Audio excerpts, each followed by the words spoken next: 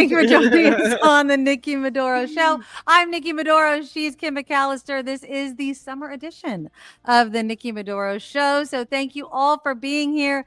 Please hit that thumbs up and that subscribe button and share the show with your friends because this is the summer edition. We will be doing lighter shows this summer while I make my way across the country.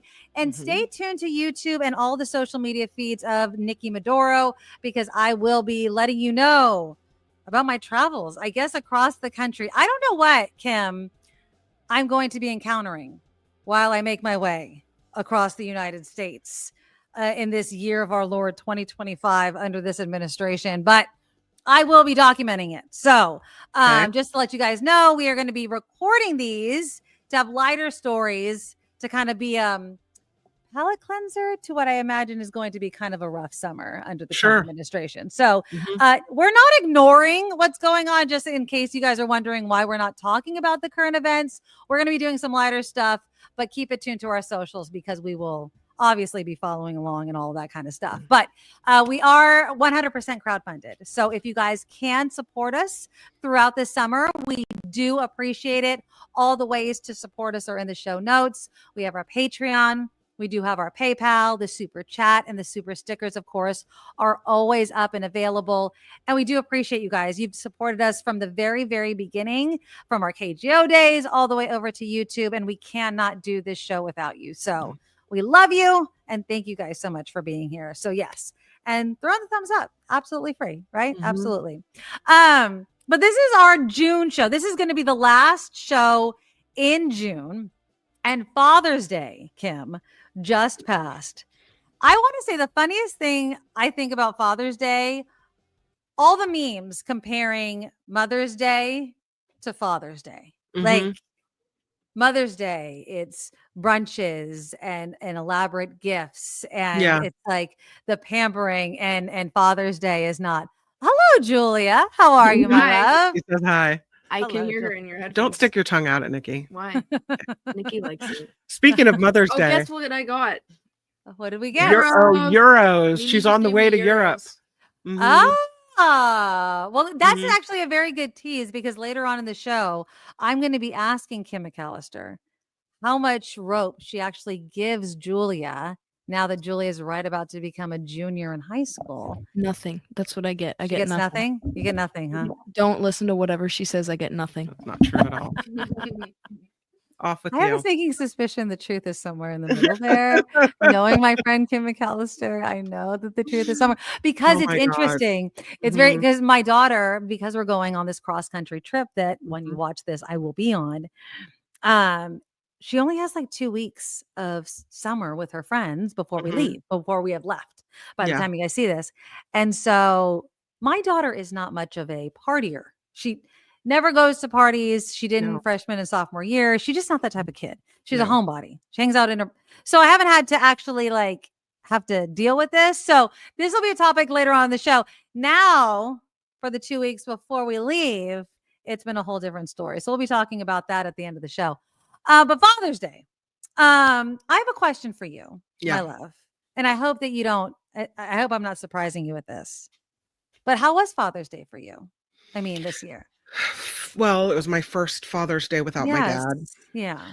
And I thought about him, but my dad was never really a big holiday celebrator. You know, I mean, he always acknowledged birthdays and everything. And I called him every Father's Day and I spent time thinking about him yesterday, but it wasn't like a breakdown in tears kind of day for me. For those that don't know, my dad died in January, so it's pretty recent. But, and I know it was in my mind, it's a milestone for me, but I don't know. I feel like he's, this is so weird to say, but I kind of feel like I carry his spirit with me. I love that. And so I always feel surrounded by him in a way. You make me cry.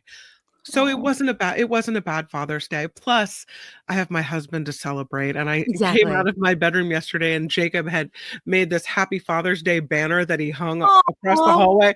Like, you know, when you're going down a main street and there's a big banner, is a banner hanging down the hallway. So it was good. But what was interesting is, and I did buy David a shirt that hasn't come yet.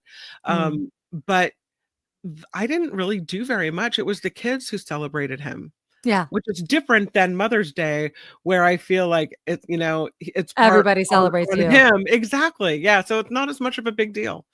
It's interesting that you say that because sometimes you'll hear women say, my husband told me that he's not doing anything for me because I'm not his mother. And Right. so, the same can obviously be said for you to David or me to my husband. Like, you're not my dad, but Right. you are a dad or a father to Yeah. my children. Like, we're in this together. Like, I celebrate my dad and I celebrate my husband because you are a father to Right. two of the most important things in my life, and you're kicking ass Exactly. at it. And I'm going to celebrate you just as I expect you to celebrate me on Mother's Day. But it is so hard. It is. I feel like for mothers, it's so easy. Pamper us and leave us the hell alone, right? Yeah. Like, give me what I want, which is to be left alone and pamper me. Like, do whatever. But Yeah. for dads, it's like, okay, I guess we're going to barbecue, which we can barbecue anytime. I'm not going to get you. Like for James, we went out for breakfast. I asked him what he wanted to do. We're at the time that you're watching this, we've left, but we were just planning for our trip. My son was going to Washington, D.C. Like, we're up to our eyeballs and crap to do. So we went out to dinner and we went out to breakfast. None of us wanted to cook. You know what I mean? Like, Yeah. we got some cards.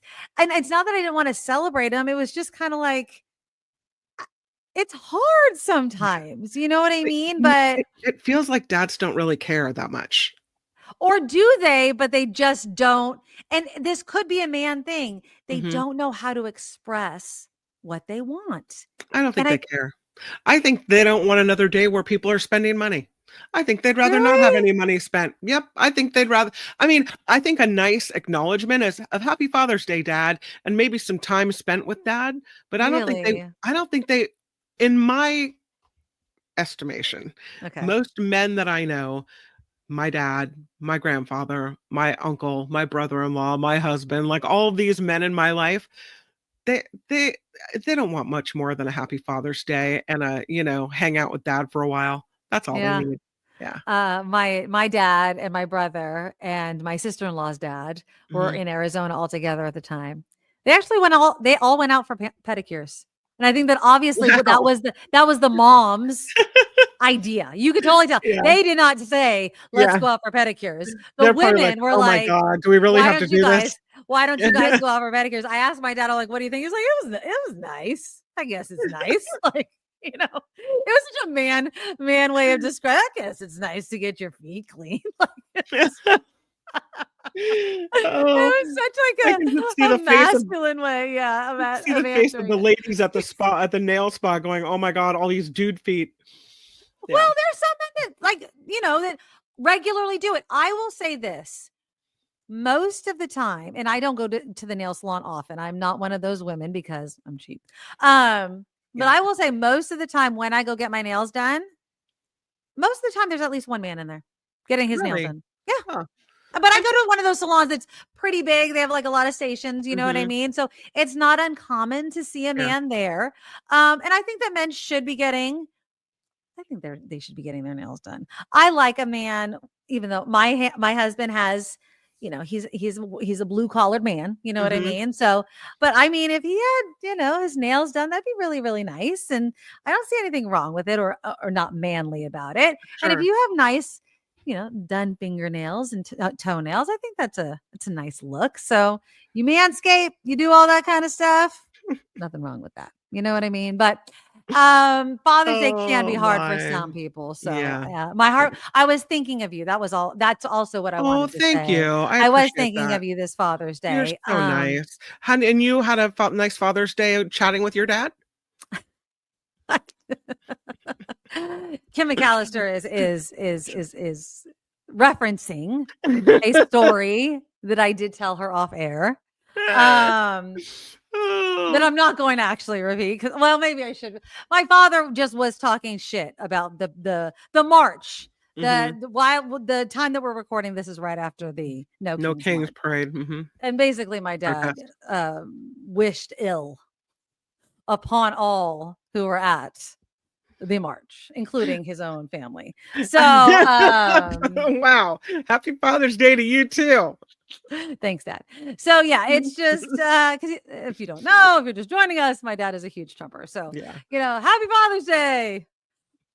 We love you in spite of it all. In spite of it all. Mm-hmm. I have another. Before I get to this, there was another 2 stories that I wanted to reference. Speaking of Father's Day and just remembering them.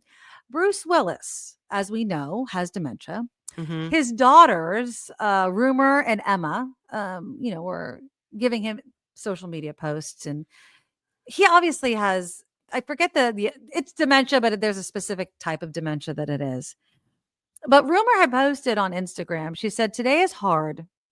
I feel a deep ache in my chest to talk to you and tell you everything I'm doing and what's going on in my life.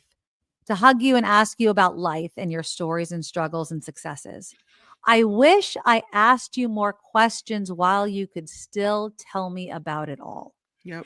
And it's that message, especially this time of year, Father's Day, with the advent of social media, the conversations, and the writing down of it, like StoryCorps is a thing, which is at risk if you don't keep public media, right? Because that's a public media thing, by the way, StoryCorps. Yeah. If you don't write these things down, not online, because sometimes, online can disappear, right? Like pen and paper or something tangible that you can hold on to and read. You were saying that you did this too. I gave my parents each their own little diary for my kids, actually, to write stories, and it has prompts in it. Tell me about your life. Tell me these stories, because they don't know all of these stories. Yeah. And, some are good and some they don't even remember until they get the prompts, and that's, if you don't take the moment to ask, just like that, it can be gone. Just like that. I have my mom's first entry that she wrote into her memoir that we gave her for her birthday. That's awesome. I think it's called Storyworth is what it is. And they send you a little prompt. And then at the end, they compile it all and they actually make a book. That's cool. Mm-hmm. It's a paragraph. Do you want me to read it? Yes, I'd love to hear it. I'd love to hear it. Here's what she said. And when she turned 70, she took my sister and I to the Caribbean, because we couldn't afford it, but she wanted to go with us. So we went on this cruise to the Caribbean together, and we had the best time. She said this: "As I gazed out at the deep blue ocean as the ship's movement made a wake of rippled waves, I thought about my life and the 70 years of twists and turns. How did time go by so fast? Each day, each year added up these 70 years, and I'm sure I could fill pages if I thought back to the beginning and wrote it down. At this point, I'd have to dig deep, look at photos, talk to family members, and bring all the memories back. How I wish I'd asked my parents more questions while they were alive. Each generation goes on not knowing these stories. This cruise ship was as big as a small city, and my 2 daughters and I approached our trip with curious anticipation. This was a new journey for us. None of us had been on a cruise. We opened our cabin door and I saw birthday banners, a small cake, and a bottle of champagne. We stood on our balcony and took in the breathtaking view. Soon the ship began to move and take the 3 of us on an exciting adventure. That was 10 years ago, and it was my intention to write down all of the life memories in some form when I got home. Then COVID hit us and other things seemed more important. This month, I turned 80, and time just keeps passing. So, on May 23rd, 2025, I am determined to write about my life and events leading up to my 80th year. So here goes." Oh, I love that. Yeah. I'm all like weepy. That's the thing. I love at the beginning how she was saying, I would need to look at pictures and stuff like that, like the stories where you do need that prompt. But once you get it, right? Like once you see a photograph or you see a person's face or a letter or even a piece of clothing, right? Like it triggers something. And how tragic it is to watch someone like Bruce Willis or your father lose that. And you don't get that back, right? Like, and that's what's so heartbreaking about it. And so I don't know, it's, not to be a downer about the whole thing, but you have to treasure these moments because they can be gone in an instant. Another sad story that came out on Father's Day was if you watched Grey's Anatomy, his nickname was McSteamy. Eric Dane. He was also on, he's in many things, but he was also in Euphoria. He's an actor. He came out, he has ALS. He's 52 years old. And he says he has ALS. He says he began feeling symptoms a year and a half ago. He thinks in a few more months, he's totally not going to have any movement his left side. He says, my left side is slowly deteriorating. It's going. I feel like maybe a few more months, I won't have my left hand either. He has one functioning arm. He says, although I'm able to walk now, he's worried about his legs. But he was talking about his children and how he's so upset that he's going to have to, quote unquote, leave them early. And that's what also breaks my heart. It's this idea that and I think they're 15 and 13. I mean, they're teenagers. They have 2 daughters. And, you can have all the money in the world. You know what I mean? You can have all the money in the world. But if you don't have your health, that's it. You cannot buy health. You know what I mean? He cannot buy his way out of ALS. Bruce Willis cannot buy his way out of dementia. You know what I mean? And that's why you have to cherish these moments when you have them. Look at him. Oh, you know what I mean? It's just, I don't know. Again, I'm not trying to be a Debbie Downer. I'm trying to more use this as taking this moment of father. And while you have the people that are most important to you here on earth, treasure it, because you just don't know what's going to happen. You just don't know. And so that takes me to my recommendation. Okay, so I'm not going to do this every time because I don't read that quickly. But this is this is my summer reading. Okay. There's one book. Here? There's one book that you're going to read this summer. And it's perfect for Pride and it's perfect for Father's Day. Okay? And sorry, Kim. And if you like violence, just why do you have to pick a bloody book? I'm just saying. Only you. It's gruesome. But it's appropriately gruesome. It's appropriately gruesome. Why can't you pick a romance with a lot of hot times? What do you have here? This is called Razorblade Tears by S.A. Cosby. And I am telling you, you will cry, you will be angry, you will feel every range of emotion. And I am telling you, there are parts of it where you're reading and you're covering your eyes because there's parts where you're like, God damn, that's violent. Okay. But it's appropriate. It is about 2 fathers whose 2 sons are murdered and they're married. Their 2 sons are married. Okay. And it's not really a spoiler alert, but their 2 sons are married and the 2 fathers did not accept their marriage. Okay. So that's basically just what you need to know about that. And what happens after their 2 sons are murdered, okay, is what the book is about. I am telling you, it is literally a perfect book for Father's Day and for Pride. It is about acceptance. It's about parenthood. And it's about what we were just talking about, about when the people are here, say what you need to say. Be with them for who they are. All of those things, the things that matter, the things that don't. And again, Razorblade Tears. Kim, you love it. Even though there's violence in it, and I think you're right. Razorblade Tears by S.A. Cosby. According to what I'm reading, it says it features poignant, purposeful social commentary, taking critical yet sensitive looks at homophobia, racism, classism, and toxic masculinity. It is so good. I read it. I actually would have read it more quickly, but I've just had so many things to do. I could have probably read this in a week, probably less than a week. Should I recommend it for my book club book? I mean, I don't know how your book club readers are. I mean, I would. Okay. So knowing who I am, I would. All right. I loved it. Loved it. And S.A. Cosby, he's a great writer. So his other books are great as well. I read one more book of his, brain farting on the name right now. It was Blacktop Wasteland was the other book that I read. I've read 2 of his books.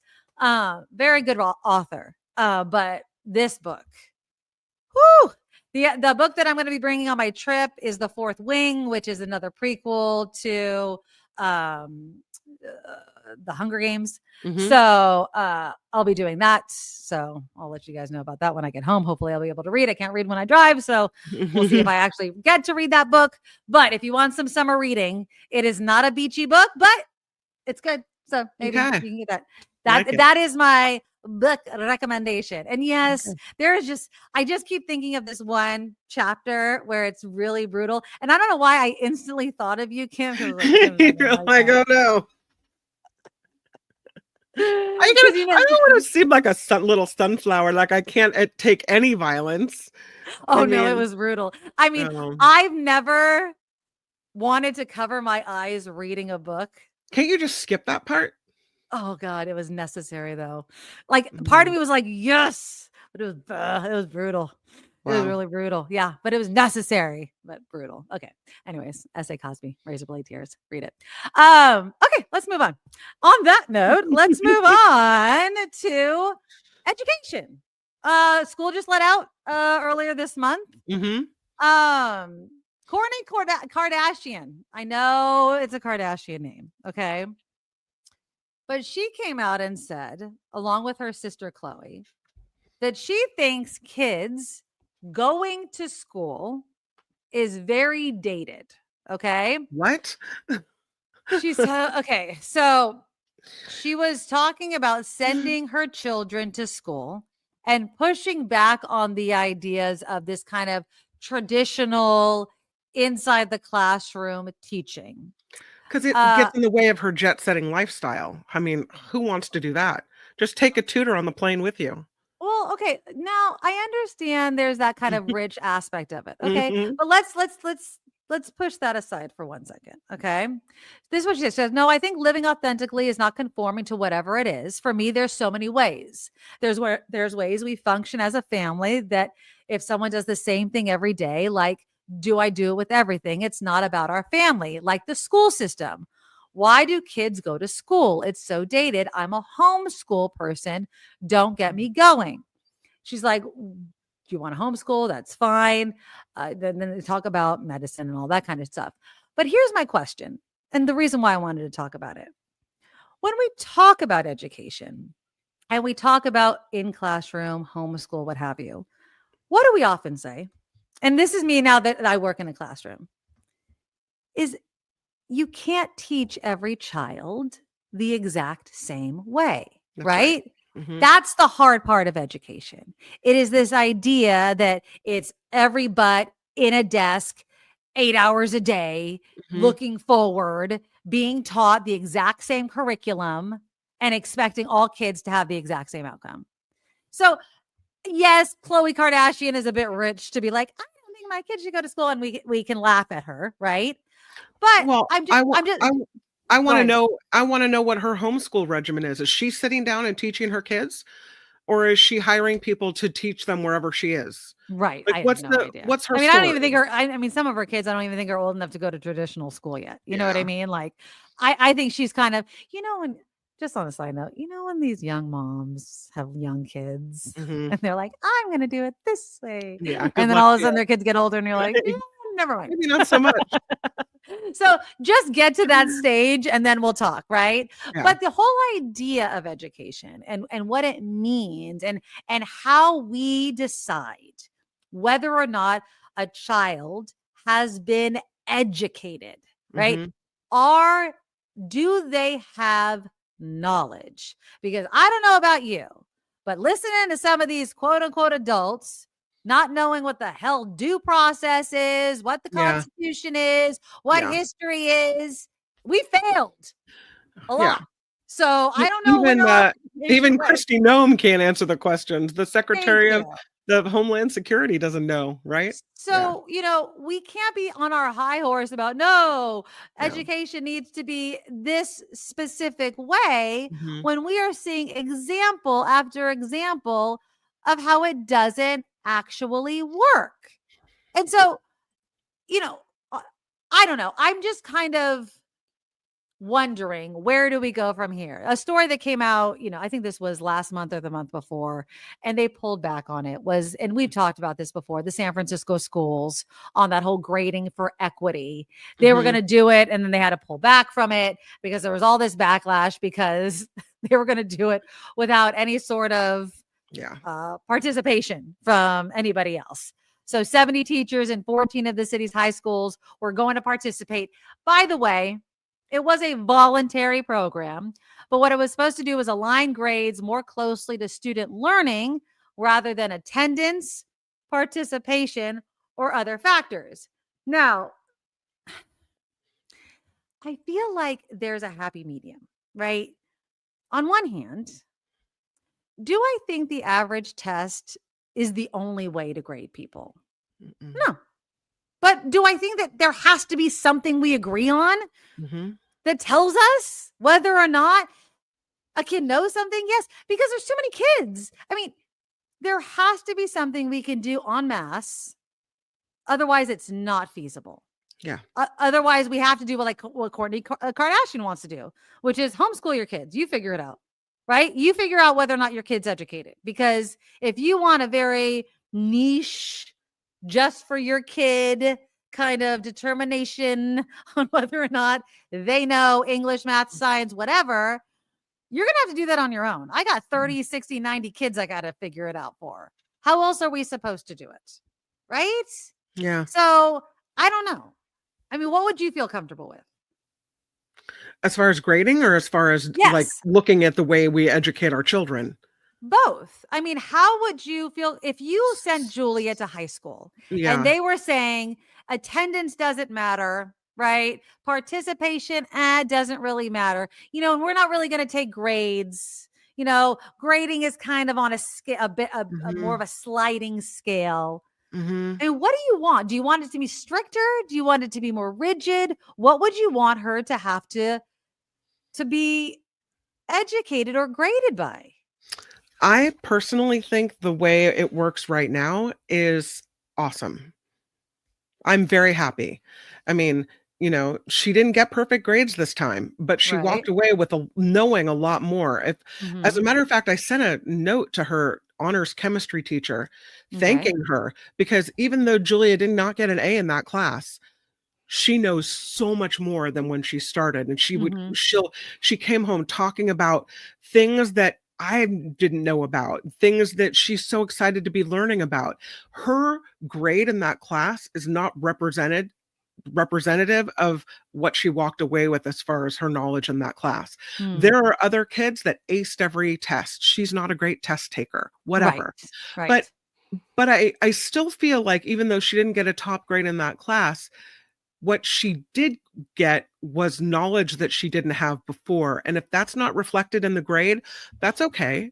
Right. That's okay. I also feel like when you talk about homeschooling, one of the biggest complaints after COVID and kids that, we all had to have our kids work from home and learn from home and be on Zoom all the time was that they were missing. And I know this for sure because Jacob was in kindergarten and first grade. And those are crucial grades where you learn how to deal with people and learn and make new friends and you're learning your social skills, right?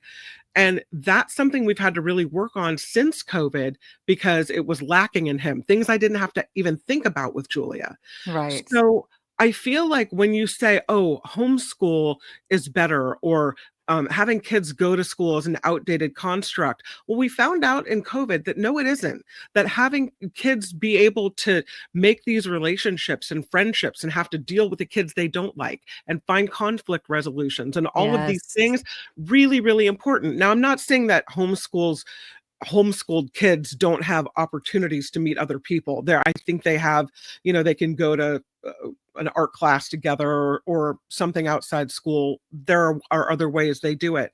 But I just don't think that homeschool is the end all be all. It might be for the life of the mom, especially if you are busy and you need to be in Miami one day and LA the next. But it's not for everyone. Having said that, I have thought that if one of my kids had a hard time in school, maybe suffered bullies in high school, there are some online high schools. One of them is rated the best high school in California. It's the Stanford school. It's super expensive for an online high school, but I'm not opposed to homeschooling. It's just the way that you do it. And if you're doing it because you don't want your kid exposed to certain ideas, I have more of a problem with that, I think, because I want my kids exposed to all ideas. Yeah, it's interesting. It matters the kid, right? So I have obviously I have two kids. Dylan, my son, very self-motivated. He was not fine during COVID. I don't think any kid was quote unquote fine. I agree with you. They need their social aspects, but he was definitely able to transition to online learning way better. But that's because he's self-motivated. Like it was interesting as a science experiment, just, anthropology to watch two kids raised by the exact same parents in the exact same situation, but react totally differently, to the same situation. My son, they had lunch, on Zoom. He would go get his lunch and he would be back in front of the computer. Like he would do his homework. My daughter could give two licks about it. You know what I mean? Like she just, and not that she doesn't have the ability to. It was if I'm in school, I'm learning. If I'm in my bedroom, I'm in my bedroom. Like it's one of those things, like people that can work out at home. That's fine. I would need to be in a gym. Like this is the environment in which I learn. This is in the environment in which I work out. I cannot mix the two, right? Like it's one of those things. And my daughter needs to be in school. If I pulled her, like God forbid, there was another pandemic, I would have a very hard time pulling my daughter from school and being like, she can still learn, because she would not. Now I know what she needs, and it is not online learning. She would not be one of those people that would be able to get an online degree, for instance. Maybe, maybe like one class if she needed to fill something, but not a whole education, because she needs the classroom. She needs a teacher interaction. You know what I mean? And and I do think that the social aspects vitally important. And we're seeing that now that I am in a school, you are seeing you're seeing the social aspect of it all. And not only that, and it's not just negative, but just that addiction to the phone and the interaction with adults, right? That they lost. And I've said this before, this ongoing conversation about just basic respect of authority. You know what I mean? Of this is your teacher, and you respect them and you show them respect because they're your teacher. So many children I have to have a basic conversation with. Why do I have to show them respect if they're not going to respect me? Just because your teacher tells you something you don't like doesn't mean they're disrespecting you. Wow. That is a constant conversation I have with students, and they just don't get it. And it's not that they're trying to be mean or rude to me. They just don't seem to put that teacher's telling me something I don't like, so that's disrespect. And I'm like, it's not disrespect. It's just telling you something you don't want to hear. And it's an interesting thing to try to explain to somebody whose frontal lobe is nowhere close to developed. I'm trying to think of what a teacher could say to a kid where they would take such offense. Like, okay, sit down in your seat, and you cannot do X, Y, and Z. And they're that's just classroom rules, right? Well, no, like, so for instance, and I'm just making up a situation right now. So a kid is walking by someone's desk and they're having a conversation with the student, and the teacher says, Jimmy, you need to sit down in your desk right now. And the teacher, and the student's like, I was just saying hi to Sally. Right. But it's the tone. And so the teacher's like, I told you to sit down. And now there's this back and forth of a disrespectful tone. Now the teacher was stern with the student. So the student is going to have the same tone with the teacher, and they don't understand why they can't have the same tone. No and way. That's the problem. Yeah. And that's the conversation. It's like, no, you don't talk back. Well, the teacher talked to me that way. Why can't I talk to the teacher that way? And it's just this circle of what do you say? What is your answer to that? My answer is it's just, honestly, it's just the teacher is here to teach you. They are the adult, and you respect your adults. And it's a very hard conversation to have, that they're not disrespecting you by speaking to you in a manner, that the teacher is telling you to do something and you do not backtalk the teacher. Yeah. That you do not need to say hi to Sally when you're in class. When you are in class, you quietly go to your seat, and that is the rule. Yeah. And you're breaking the rule when you are walking by Sally and saying hi. Yeah. That is why the teacher told you to sit down, and you do not need to say anything back to the teacher, because the moment you said something back to the teacher, you are breaking another rule. That is why. And then they, but I'm in the health office. By the time they've reached me, they're already out of the classroom. So we've already lost them. I might explain how many kids the teacher has in the classroom, and how if you allow one person to break the rules, then everyone's breaking the rules, and then no one can learn anything because everyone's chit-chatting. Right. It's so hard. I might say something like, you can be angry about being, criticized or told what to do in your head, but outside, what comes out of your mouth has to be cordial and polite. Right. But it's okay to be like, annoyed inside, as long as you don't show that on the outside. And maybe that's not good advice. But they don't have this. And I'm not saying all kids, but a lot of children that I encounter don't have this automatic respect for an adult. Yeah. And I don't know if that we could just blame that on COVID. I think there's a lot of other reasons for certain children to not have that, because of what they've encountered in their life. You know what I mean? There's a myriad of reasons for that. And to work that through, again, going back to education, to work that through with every child in a school system while you're trying to teach them their ABCs and multiplication tables. That's rough. It is hard. And then you have someone, walking in and be like, yeah, and we're going to change the lesson plan. And you're like, mother effer. That's what makes it so hard. Yeah. And it's just, and then you wonder why the teaching profession loses so many people. Is because it's like, you're putting so many things on us. These kids need so much help. They need and we have, thankfully, our school has so much help. We have, and I love my school. We have a principal, we have a dean, we have assistant principals, we have counselors. I mean, and still these children need so much help. You know what I mean? And thank God for all the assistants that we have, but we still see these kids, and it's like, and it's hard, and and we want to give them so much more, and again, I am just a health clerk, and I look at these people and put a freaking crown on their heads, because I cannot imagine how hard it is to walk into that classroom and look at 30 faces every friggin' day. Ugh. We don't have enough help at my son's school. They had to make a choice. Do you want to lose the librarian or the library clerk? What? Or do you want to lose the bilingual secretary? Or do you want to lose a couple of yard duty supervisors? They had to make a choice as to, which was the least important. We ended up going to the school district and fighting in support of all of the staff members. So I guess they had to cut from somewhere else. But so you got to keep everybody? We got to keep everybody. Yeah.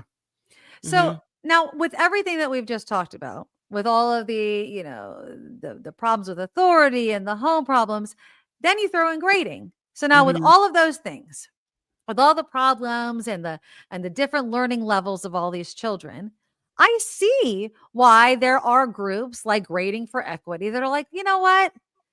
Can we just take all of the pressure off of this grading system and try to find, and I think Grading for Equity is a stupid ass name for it, right? Because it makes it seem like we're trying to make everything equal when we're not. What I would rather say, this is, and I'm just throwing this idea out here. I haven't really fleshed it out. I'm going to flesh it out with you.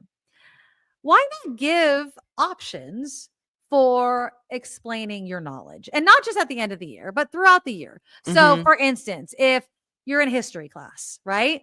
And you're not a good test taker. Okay. You can either give me an essay that describes everything you're learning, but you have to do it in class. So to avoid the whole AI chat GPT bullshit, right? So you have to do it in class. You can give a presentation. Maybe you like to just tell me, what did we learn in chapter 3 about the Civil War? Tell me what happened in the Civil War. Tell me the story. Did you learn what happened? And I can ask you questions, right? I can ask you specific questions. I mean, I just feel like there are ways in which, yes, it might take a little bit more time. And most kids, I think, would still choose largely maybe the test portion, or maybe it's the kids with the IEPs or whatever. But I feel like we can still find different ways than being like, participation doesn't matter. Attendance doesn't matter. Like, of course attendance matters. You got to be in class. You have to be attendance at the very least. Right. Freaking matters. You have to be in class. Participation, I don't even understand that. But, I don't know. On the other hand, like, take this. I can imagine this kid, a kid that, they hit 16. Their parents are having a hard time making ends meet. They go to work. They get sucked into, being a breadwinner for their family. If without their job, they're probably not going to be able to make the rent on their apartment. And so then school becomes something in the back burner, and they're thinking about dropping out anyway.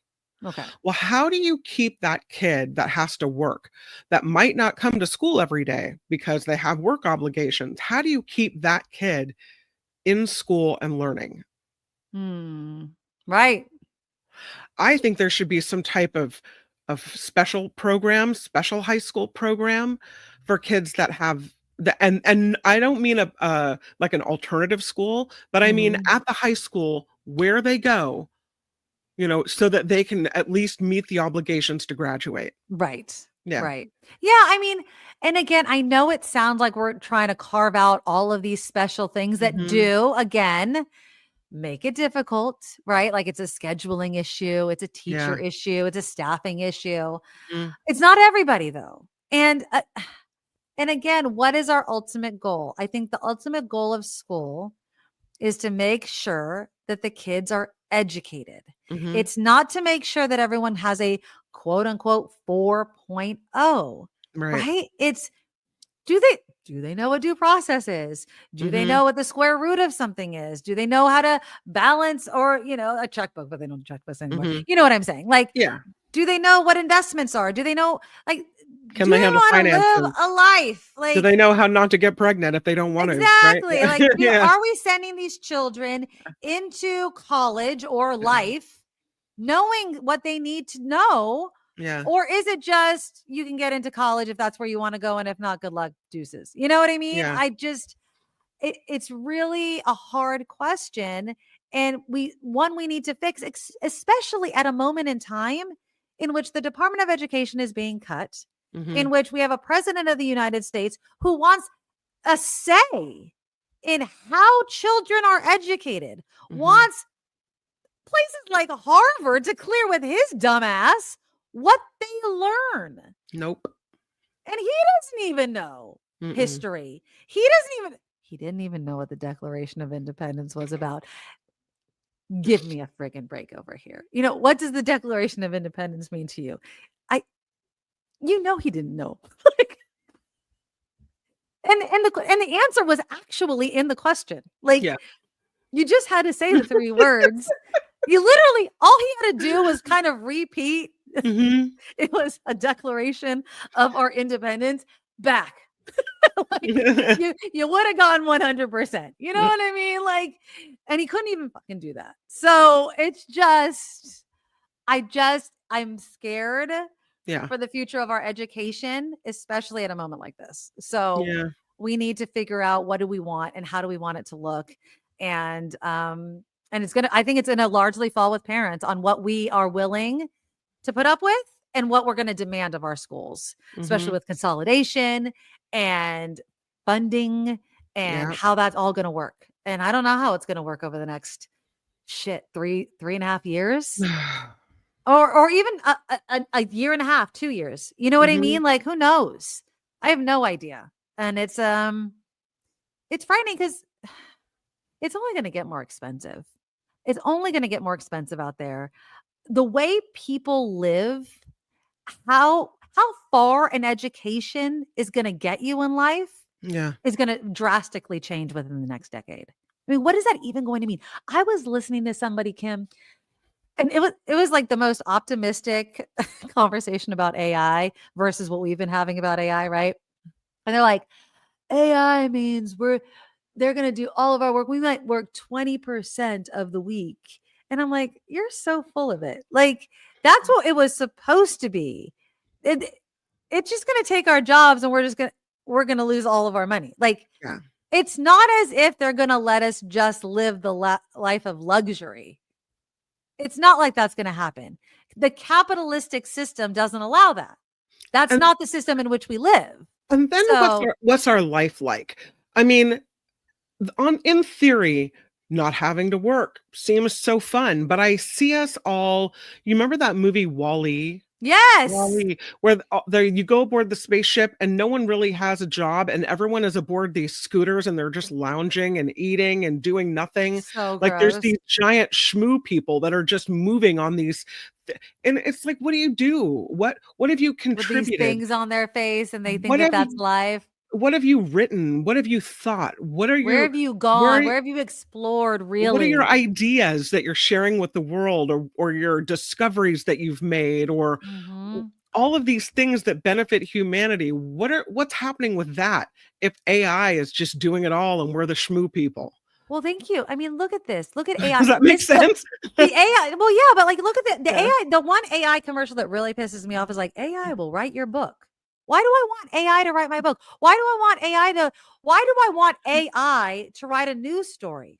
And it's not really my book or my news story, is it? But I want a person to go out there and tell me what happened. Right. Right. I want a person to experience it and tell me. Like, I want an artist to see something and paint it for me. I don't want a computer to just gather it from all these other people's ideas and art and conjure something up for me. We're losing humans in the humanity of all of the things, and it's just becoming computers. And what's the fun to be light about it? What's the fun of that? You know, why do we want that? That's not beautiful. That's not, I understand there's ease. It makes it easy, right? It's easy to go into AI and be like, what's the blank, blank, blank of whatever, right? But Google did that. Like, you can Google that. Then that was fine. You could search things. Why does AI completely have to create something?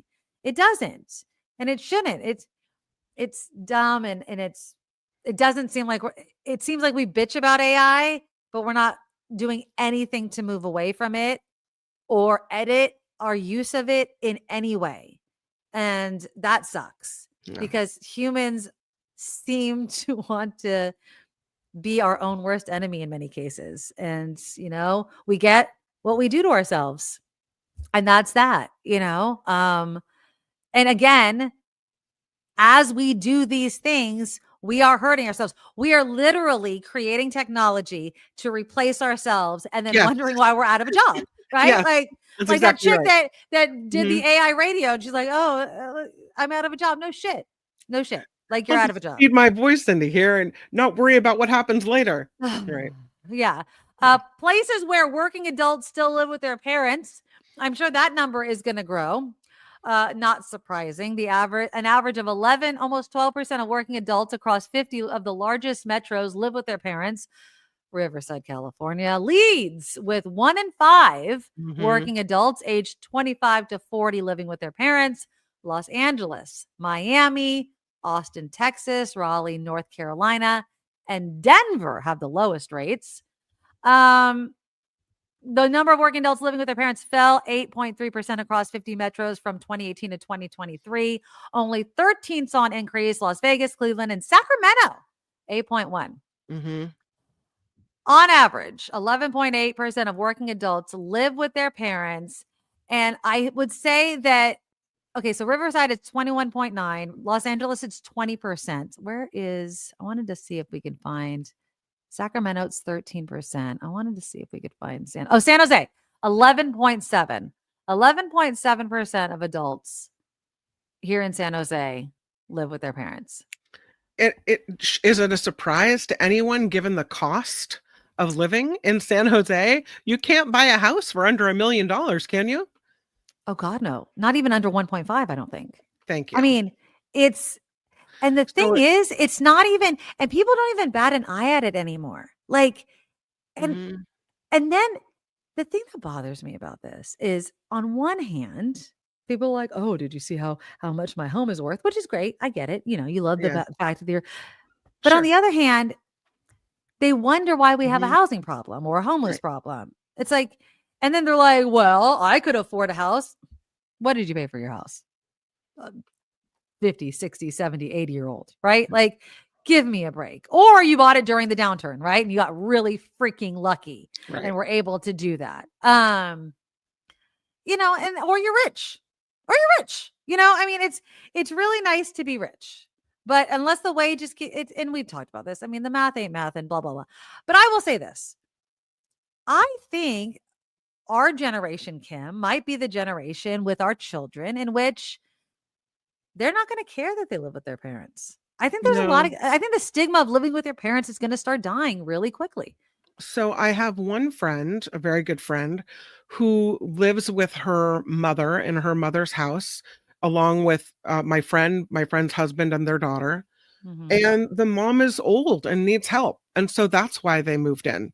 I have another friend who wanted to live in this town, which is also very expensive, who moved in with her mother, who was also elderly and needed care, but they also needed a place to live. So it was kind of a double whammy, financial considerations and health considerations. So, everyone has a different reason. Some of it's financial, some of it might be, because of someone needs more assistance. Maybe you need someone to help watch your kids when you go to work, like for all of these reasons. And maybe you want to stay in the community you were raised and you find that you can't afford it and you would have to move somewhere much cheaper and you'd be further away from family. So moving back in with family seems like, it just doesn't seem like a big deal to me anymore to have these multi-generational households. Right. Because exactly. I know so many people doing that.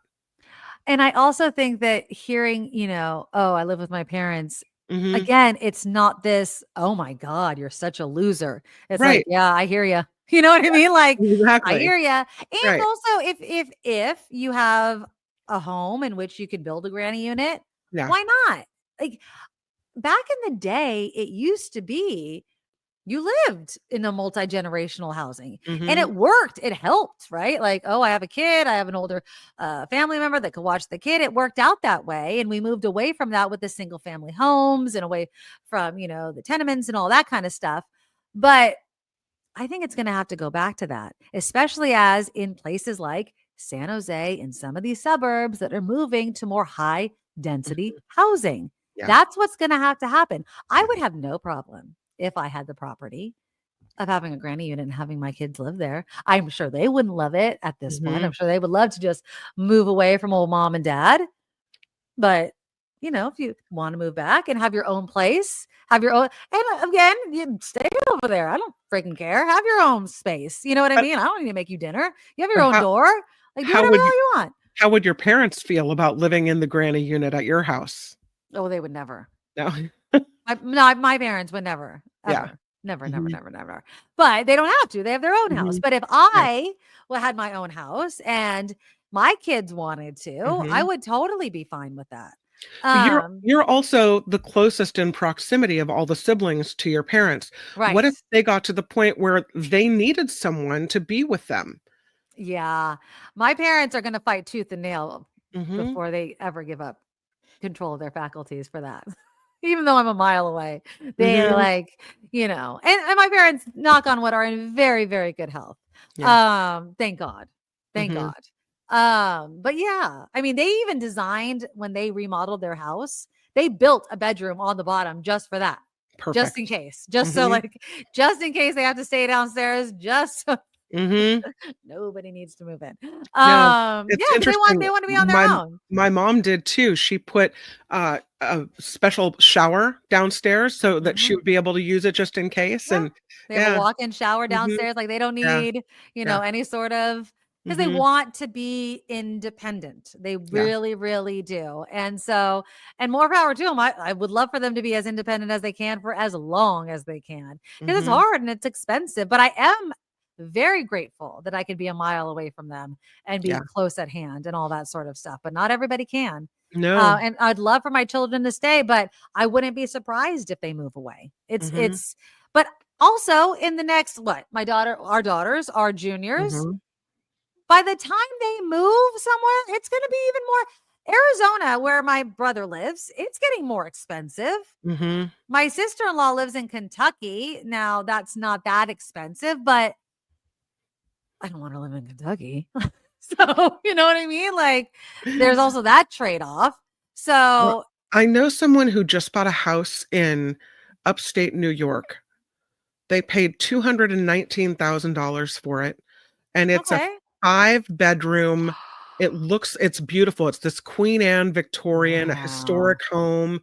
You look at the pictures and they have a beautiful wooden, like, old staircase. It's just gorgeous. $219,000.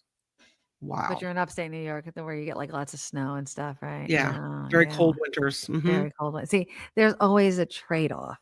Yeah. See, we don't, Yeah. We pay a lot of money because we don't have to deal with any of that shit. You know what I mean? So there's the weather. It's the weather tax that we pay for out here at Kim McAllister. It's the weather tax. So, we're going to see a lot of changes coming up as our kids get older. But that's where our kids will have to live, right? Exactly. They'll maybe. They'll have to move into. I have a picture of this house. Look at how amazing this house is. Come on now. That is my dream house.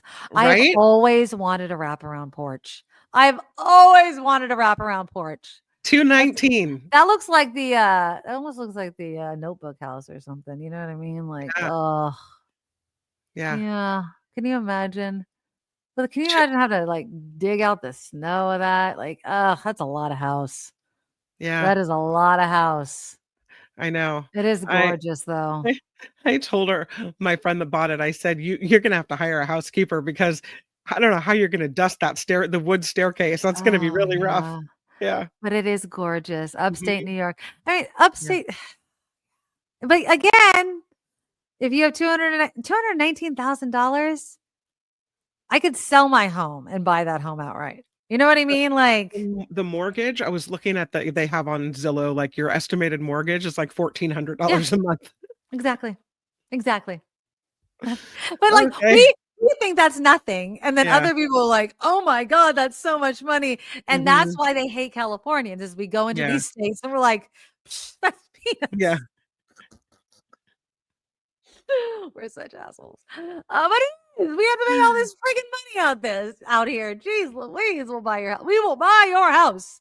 Yeah. Absolutely. All right. Let's our last couple of topics have to do with kids. So Kim and I have daughters that are juniors, and we are dealing now with what we allow our daughters to do. Okay. I don't know if you saw this story out of Clovis. This was before school let out. Did you hear about these students? 9 Clovis students were banned from walking at graduation because they were caught drinking at prom. Okay. Now, the parents fought this, and I didn't actually get the update on this. So I don't know if you know the update on this. There was an interesting dynamic. Okay. So what happened was a bunch of kids, more than these 9 kids, were all in these 2 party buses. Okay. and it was 30 kids actually. They were in 2 party buses, and they got caught, and there was bottles of alcohol found on the bus, and they were lined up by the buses.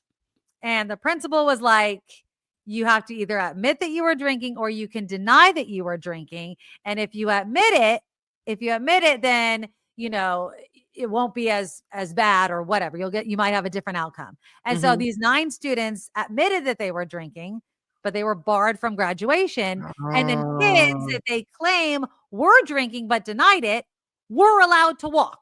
Okay, because they denied it. And so they were allowed to walk.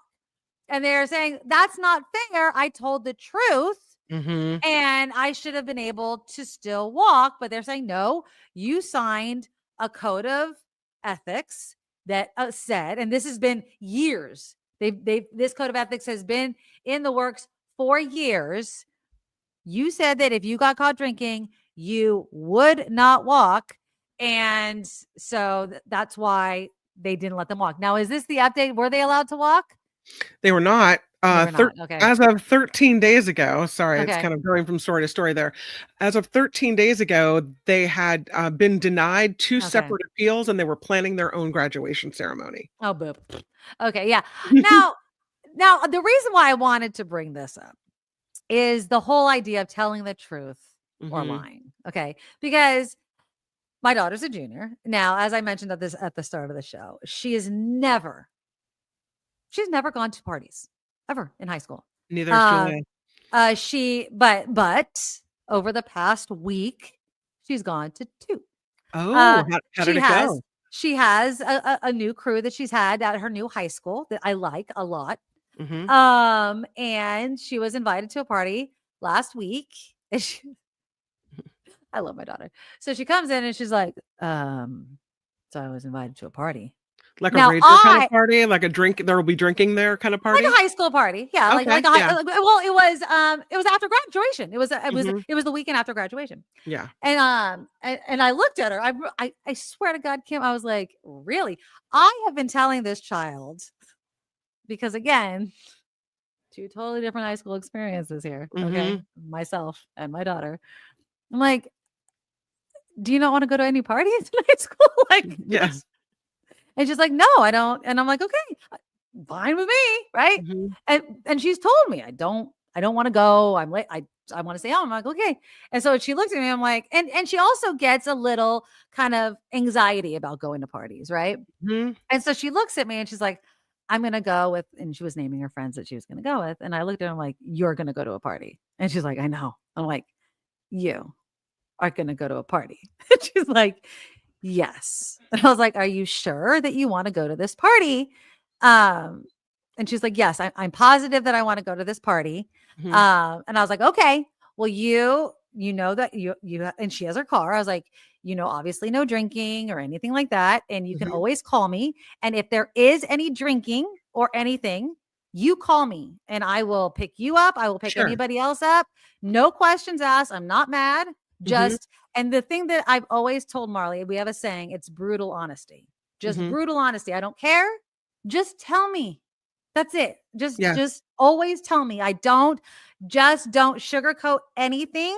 And I will always trust you. The minute you start even kind of stretching the truth, when I stop. No, then that stops. And I won't give you my full-throated trust. But at the same token, you have to realize it's a high school party. Right. They're going to be around this stuff. Exactly. And they're going to make mistakes and they're going to learn from those mistakes. And the best thing you could do is just what you did. Say, I'm just going to be there. Just be honest with me. I invited Julia in because we're talking about high school parties. And I want you to tell Nikki, have you ever been to a high school party? Nope.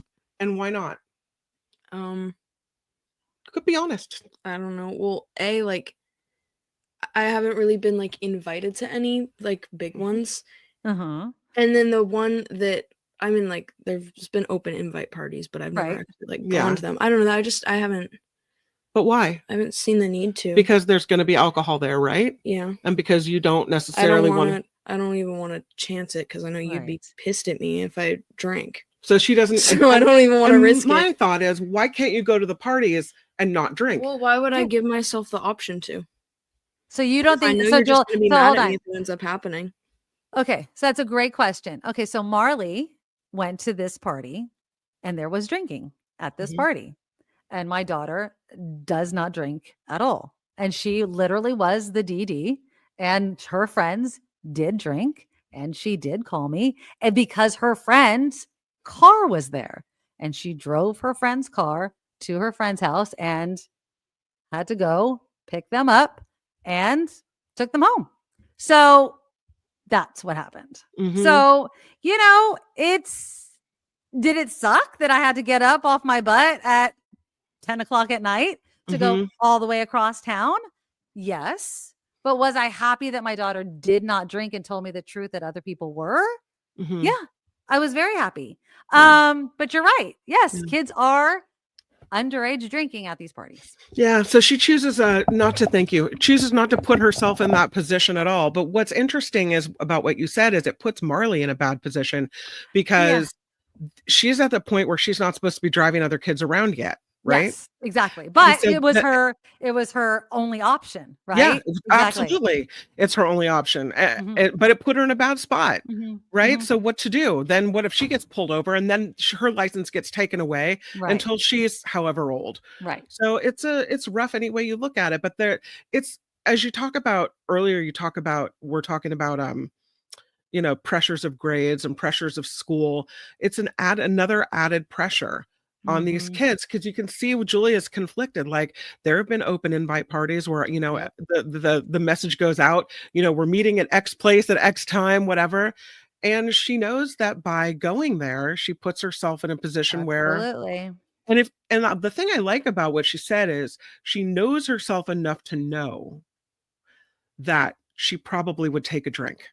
Really? And so she just removes herself from the situation completely.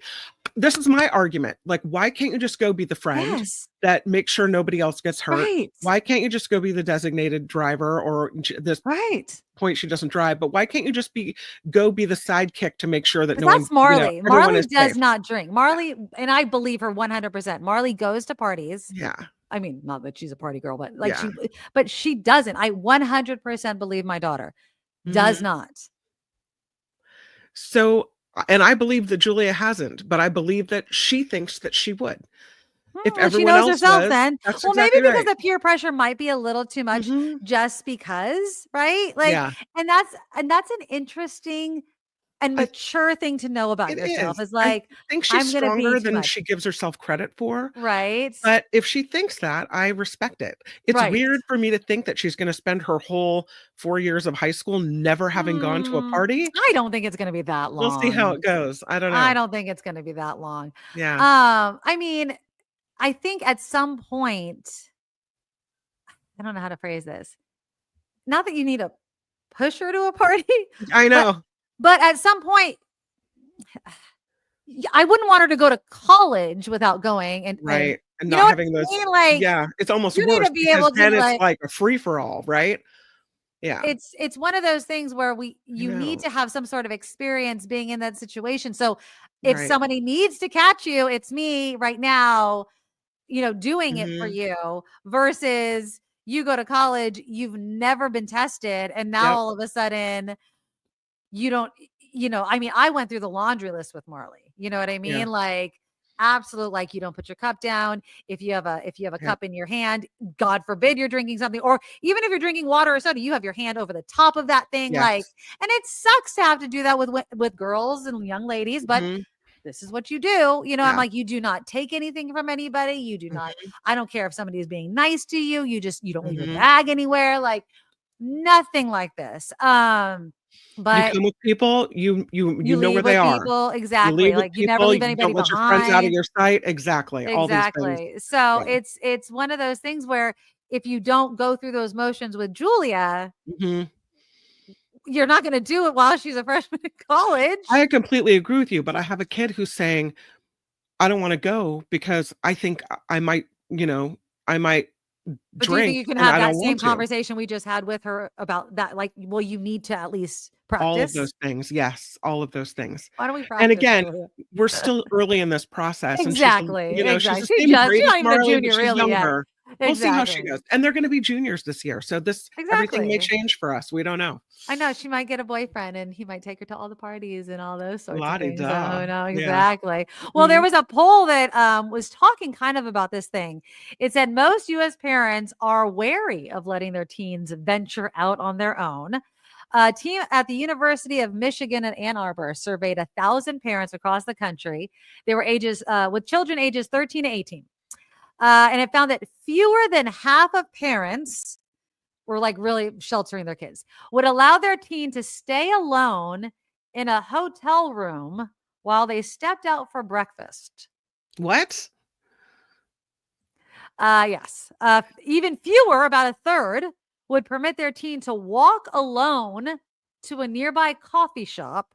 And only 1 in 5 parents said they'd be comfortable with their teen exploring an amusement park or museum by themselves. I've done all those things. I've done all of those things. Yeah. And when they were Dylan's 14.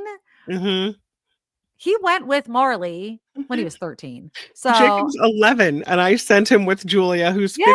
I'm like, and they had the best time at Disneyland he was without with us. Marley. Yeah, exactly. Yeah. So I feel like if you don't give kids the opportunity to show you that they can do it, then they're going to be afraid to ever do it. Yeah.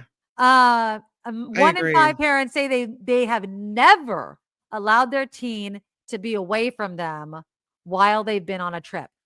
I saw this video of this mom, and I don't know how old the daughter looked. She looked like she was in high school. It looked like a high school campus. And the mom was like video like on her phone. And she's like, this girl thinks that I'm just going to drop her off at campus and just drive away. Well, she has another thing coming. And I'm like, okay, okay. I mean, at some point you have, and her daughter was walking around with her friends. Like that's all she was doing, was just walking around like the track with her friends. And I'm just thinking to myself, okay, well, when are you thinking that it's going to be okay for you to leave your daughter? At what age is that going to happen? And I think it's more, what age is it going to be okay for the mom more than the daughter? What are they going to show you that's going to make it okay? I know moms that I would say sophomore year still wouldn't felt uncomfortable letting their daughters roam the mall by themselves. And I'm like, when is that going to happen? It's just, you have to let the rope out just a bit. You know? Do. So Julia's going to Germany and Amsterdam with the Santa Rosa Youth Symphony. And that happens tomorrow. She's going to leave tomorrow. Okay. Well, by the time this airs, she'll be there. She'll be there. She'll be doing it. Yeah. And there's a worry in my head about international sex traffickers and taking kids from hotels, and these things cross my mind. But what do I tell her about it? Like, no, you do not. I brought it up and I go, okay, there's people that are out to steal you. You better be really careful. She goes, Mom, I'm always going to be with the chaperone. They don't give us free time. We always have to stay with the group, blah, blah, blah. She knows everything's fine. But I think it's a disservice to not let kids go do things out of fear like that. Yes. At this point, especially in a safe environment, in a community that I know and trust, I make Jacob at 11 go into the grocery store by himself and buy a gallon of milk or whatever. Yes. I say, I'll give him specific instructions. Buy this one thing. Here's the money. Say thank you. Right? Here's what I don't want you to come out with anything else. Right. It's a test. I want to see if you can do it. Let's pass the test. Yeah. And now he'll go, I'll send him in and the rules are a little bit more relaxed, or I'll make him go into a restaurant and pick up food or whatever it is. But it's those things that I think are confidence builders, right? Yep. And important to be able to do things on your own in the world. We've heard stories of people that send their kids off to college and they've never even purchased anything by themselves before. No. They've never pumped their own gas. They've never walked in and bought a loaf of bread. This is a whole culture shock. It's like, not only are you living on your own for the first time and having to manage your money or, your own study time or whatever, you have to manage everything because your parents took care of everything for you.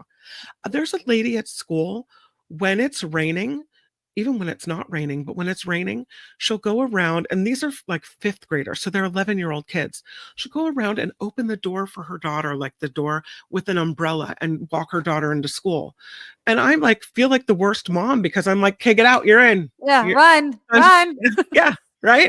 Like, if you thought to bring an umbrella, good for you. If not, put your hood on and off you go. Exactly. Well, like, I mean, I don't go around and open the doors for my child and walk them into school still. No, you're in fifth grade. You're walking in.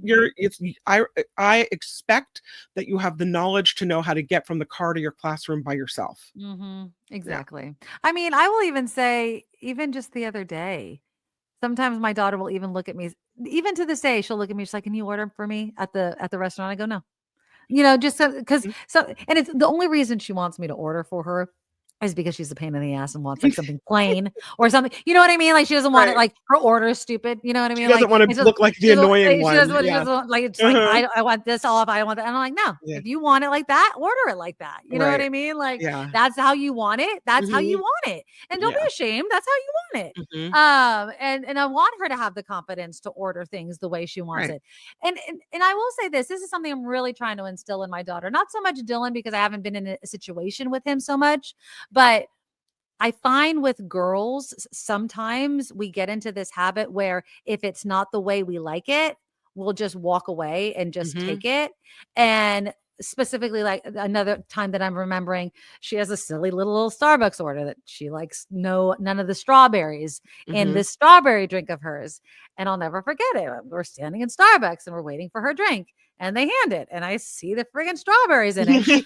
And she grabs it, and I'm like, that's not how you want it. And and so, I put it back, and I'm like, she doesn't want the stuff in it. And they're like, oh, sorry. And like, they put it back and they make it the way she wants. One, that's what they are supposed to do. Right. And I look at her, I'm like, if that's not the way you want it, then tell them that's not the way you want it. Like, you have to speak up for yourself. And it's all part of living this life. Like, you need to speak up. You look at people in the eye, you order how you want to order it. There is nothing wrong with you. There's nothing wrong with the way you ordered. And there's nothing wrong with, correcting people when they do it wrong, politely. Right. So, and these are all skills that all children need to be taught. And parents that don't teach their children are doing them a huge disservice, because you're just making people weak. And honestly, paying for stuff that they probably don't want to eat or drink. So stuff's too expensive. You should get things the way you like it. Stupid. Absolutely stupid. But yeah, so I don't know. We'll see. We'll see how the girls do this year in their junior year. It's going to be quite interesting, my friend, to see. There was an accident, not to end the show on a down note, but there was an accident out in like on the 2-lane road out between Petaluma and Novato, where I think there were 4 girls in a car, and 3 of them died. These are high school girls. Okay. Oh no. And they weren't supposed to, from what I understand, and maybe the story has changed since I read about it. They were at that age where one of them had just gotten their license, and they weren't allowed to be driving other underage people without someone else, an adult in the car, or someone who'd been driving for more than a year and a half. This story, yes. Yeah. And so Julia asked me if she could go to Sonoma with a couple of girls. One of the girls was older, driving. I think she's a senior. It turns out she'd had her license for long enough that she was allowed to drive other kids. Oh, okay. But it gave me pause, and I'm thinking 2-lane roads between Petaluma and Sonoma, the town of Sonoma. And sometimes there's trucks on there. It gets kind of dicey. There's a lot of twisty turns. And I thought, should I let her go? So did you? This driver who's a senior, another girl who has a junior, and Julia. I let her go. And it turned out okay? It turned out fine. But I did take a while to think about it. It wasn't that automatic yes. And like, I remember that story, and it was quite tragic. And I remember somebody, I think in the comments, was even saying, that's why we don't let the kids drive all together with younger kids in the car, especially after 11, because I think that accident happened later at night. And I get it. And I always think back to how it was when we were young. Right. 16, got that license, packed everybody in the car and like went to the beach, right? Like I had an unsafe amount of people in my car. Exactly. Like Going from Santa Cruz to San Jose, right? Absolutely. Yeah. I mean, I remember in my first car, my boyfriend, now husband, in the back seat of my car, like mosh pitting with another friend of ours so bad, popped my tire. Like Oh my literally, God. like on highway 87, 280 to 87, we're going ridiculous, like totally unsafe, like just stupid teenage crap. You know what I mean? And I understand why the rules are there. I'm glad that the rules are there. Kids obviously break rules, but you need to be on your kid to be safe. And again, I think that teaching your kid to be also honest is the smart thing to do, right? And that's why I always like tell my kid, I'm like, just brutal honesty. Like if you're going to do something, just tell me what you're going to do. You know, like don't hide it. Let me help you. Let's just do this, you know, on the up and up. But junior year is a big year. I think we're gonna have a lot to talk about, you know. Would you let Marley spend the night at a boy's house if you knew that the boy was gay? Oh, she has a very close friend that's gay. Very close friend. I love him to death. He's a really nice guy. New friend at her high school. Oh, that's a hard one. I have not yet. Oh, see, I feel like that just opens the door. You know what I mean? Like I've let it happen twice. Okay, here's my question. Best friend. Loves this friend. Parents are amazing. Would you let Julia spend the night at a lesbian's house? Isn't that the weird question, right? Because I know Julia is not a lesbian. I've told her if she is, I love her no matter what. So well, you might as well but like, tell me. Okay, so she claims that she's not. But it doesn't matter. It shouldn't matter. Well, no, because the lesbian could be attracted to Julia, right?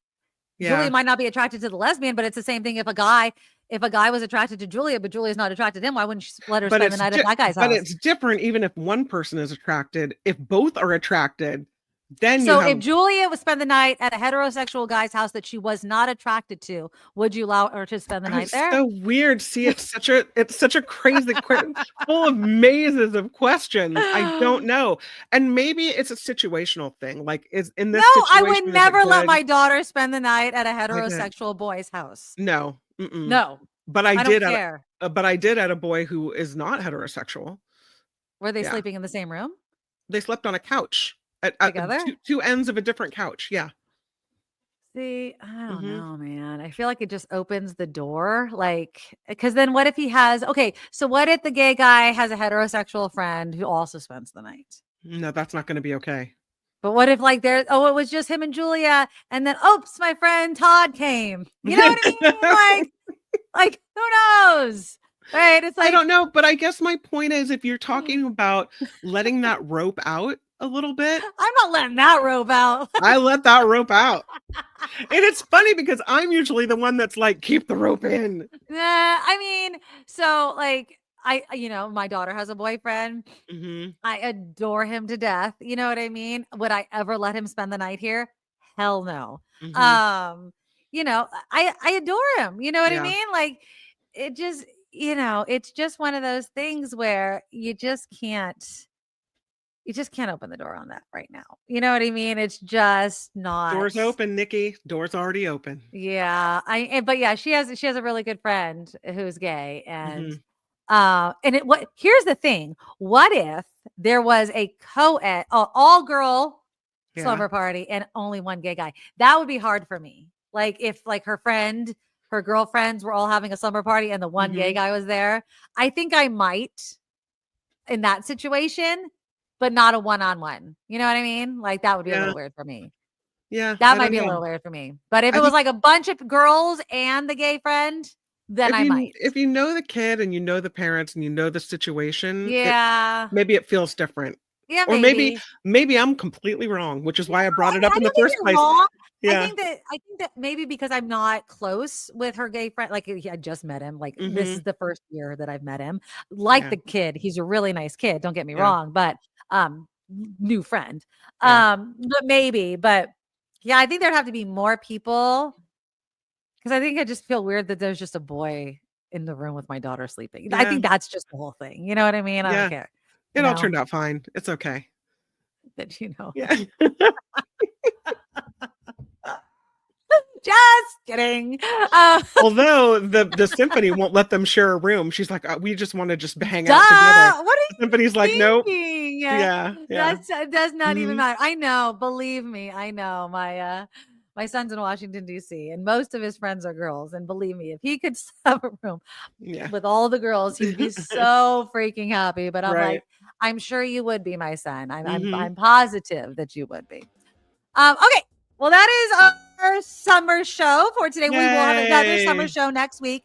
I am crossing the country right now. I don't know where I am, but keep it on YouTube. I'll be posting videos there on my socials as well. So just keep it tuned. I don't know what I'll be encountering, Kim. I just don't know. I think I'll be probably texting you. Maybe I'll send you pictures. I don't know what it's going to be. Please do. I would love pictures. It's a mystery to me right now. I don't know. It's a total mystery. So keep it tuned to all the socials because I will be making my way through Wyoming, Kentucky, Ohio. The farthest we're going is South Carolina, Atlanta. We're ending in New Orleans. That's going to be amazing. I am so excited. Send pictures of beignets for sure. Oh, I will, with powder all over my face. Yeah. I know that's the only thing my son says he's definitely going to eat. I'm like, you have to try either gumbo or jambalaya. And he's like, I'm not going to do it. I don't like sausage. I'm like, give me a break, kid. But yeah, I'm going to try to shove it in his face. But yes, so I will be definitely sharing all this stuff, but we will be back. We'll have another show next week. But thank you guys so much. Please, if you guys can support the show this summer, we really do appreciate it. We are 100% crowdfunded. The super chat, super stickers are live even during the recording. And of course, PayPal, Patreon, all the ways to support the show are appreciated. And if all you could do is give us a thumbs up and share the show with your friends, we appreciate that as well. All right, you guys, take care of each other. Be here next week as well. And we love you. See you then. Bye-bye. Nikki, you're all so awesome. You're sprout like a beautiful blossom. You're all so the best. I really can't rest. You're all so awesome. Wow. Okay.